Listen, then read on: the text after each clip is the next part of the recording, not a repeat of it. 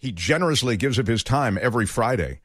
He talks about what things to listen to, what things to watch in the theater, now streaming at home.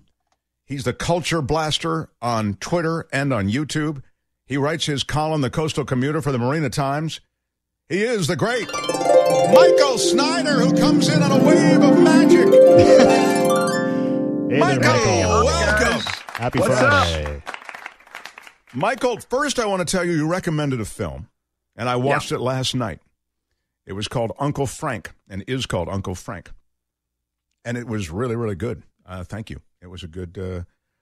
I actually couldn't remember exactly what you said about it, but I know you'd mentioned it. I said it was really good. Listen, Mark, you have to excuse me. I've been busy forging a got my COVID vaccine card, or I'd be more on point right now.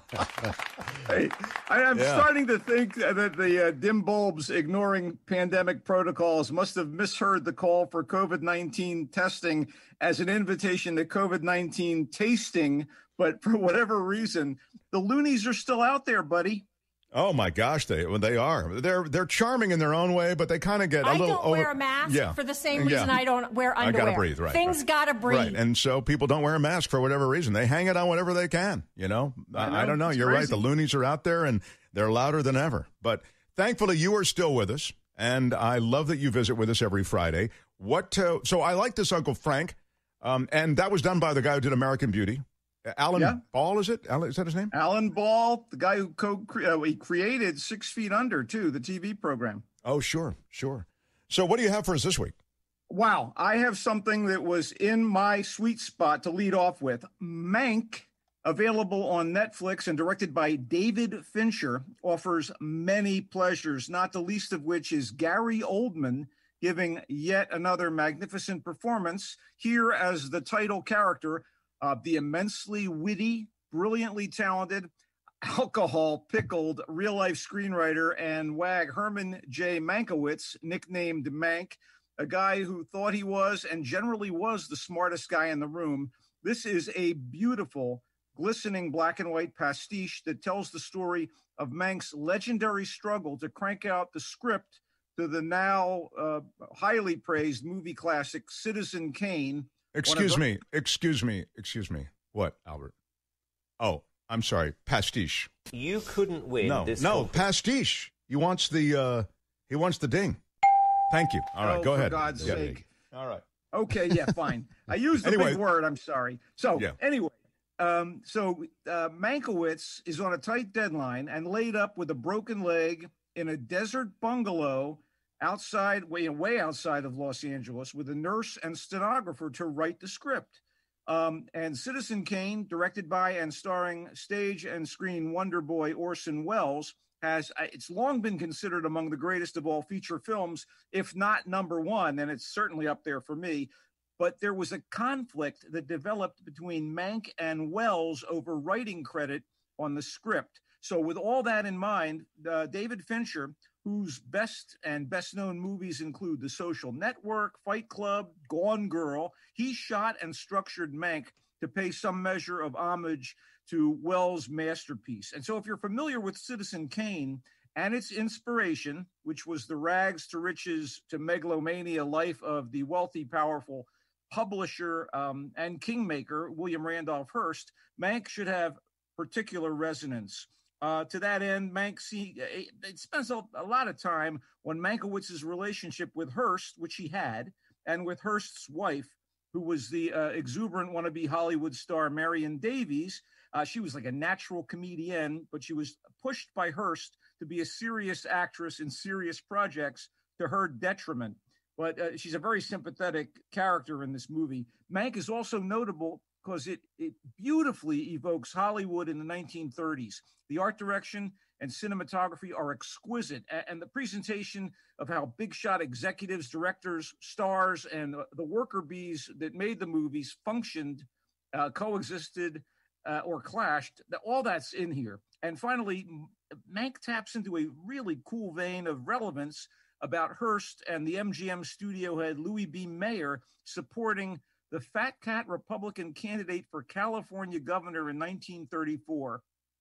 This is the height of the Depression, and the Democratic candidate was socialist and novelist Upton Sinclair. He was banking on populist support, but didn't reckon with dirty tricks, including propaganda stealth-produced by a Hollywood studio. There are a lot of plates spinning here, and again, that had serious relevance for me. I was fascinated by all of it, and Oldman, as I said, absolutely brilliant as Mank, and the supporting cast, tremendous. Standouts include Amanda Seyfried, very affecting as Marion Davies, the peerless Charles Dance as Hearst, Lily Collins as Mank's stenographer, Tuppence Middleton as his long-suffering wife, and Arliss Howard is perfectly shamelessly greedy and manipulative as mayor. Sometimes it feels like Fincher, who was directing, by the way, his late father, Jack Fincher's script, bit off more than he could chew, but for a cinephile like me, Mank is a hell of a meal. I mean... Wow.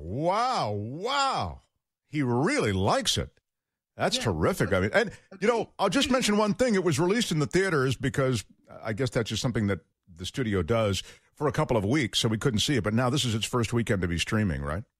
Yeah, you can see it on Netflix. Netflix is making and investing in serious work, as is Amazon. And in fact, I've got an Amazon movie right here that I want to tell you about that's also absolutely worth seeing. It's called Sound of Metal. Powerful, dark, disturbing, heartbreaking, and driven by a shattering lead performance by Riz Ahmed. It's about a rock and roller's nightmare, and one that is actually played out in degrees among all too many musicians, including famous ones and a couple I know. Ahmed is the British actor you may have seen in the provocative miniseries The Night Of. He plays Ruben, a drummer in an arty noise metal duo with his guitar-playing girlfriend Lou, who handles the vocal screeches, They've got a cult following and are on a tour of the Heartland in their trailer when one morning after a gig, Ruben wakes up and the buzzing he's been experiencing in his ears turns into garbled distortion and then rapidly degenerates into calamitous hearing loss.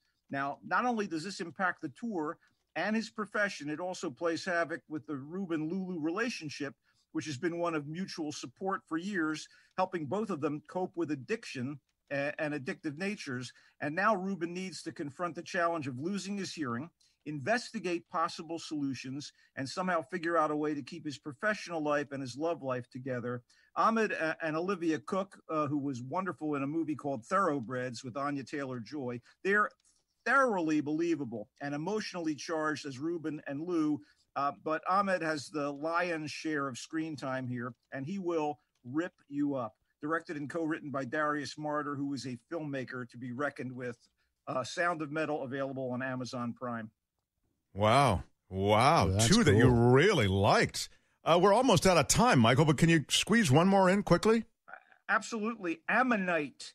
From the title alone, Ammonite sounds like it might be about the travails of some religious sect. And in fact, the Ammonites were Semitic people in the Old Testament. But the Ammonite of this movie's title refers to extinct cephalopods from the Mesozoic age that had these flat spiral shells and are famous for showing up in fossils.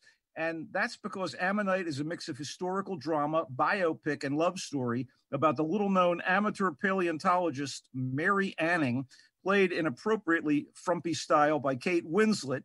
And her fossil discoveries on the beaches of the English seaside town of Lyme, where she lived in the mid-1800s, were crucial to our understanding of prehistoric life, even if she was never afforded the respect of her male peers. In any event, through a series of circumstances, she meets the young and frail wife of a guy who's eager to get lessons in fossil hunting, a rich guy.